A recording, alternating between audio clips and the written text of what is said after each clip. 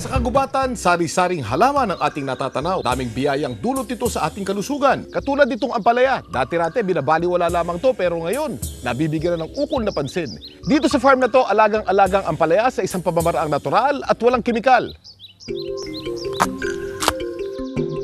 Kaya't safe at siksik sa sariwang katas. Ginagamit ng ampalaya sa iba't ibang uri ng sakit, lalong-lalo na sa diabetes. Ang sakit na diabetes ay lumalala, dumadami at tumatama, bata man o matanda. Pag pinabayaan, maaaring mauwi sa pagkabulag, pagkaputol ng paa, pagkasira ng kidneys at pagdialysis. Inaprubahan na ng DOH ang ampalaya bilang pangtulong sa pagkontrol ng diabetes. Lahat tayo inaasahan ng ating mahal sa buhay, kaya't pag-exercise, kumain ng tama, huwag magpabaya at mag-ampalaya plus araw-araw.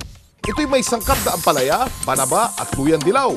Pinoproseso ito sa laboratoryong lisensyado ng BFAD. Mag-ampalaya plus, maaasahan, numero 1 sa akin.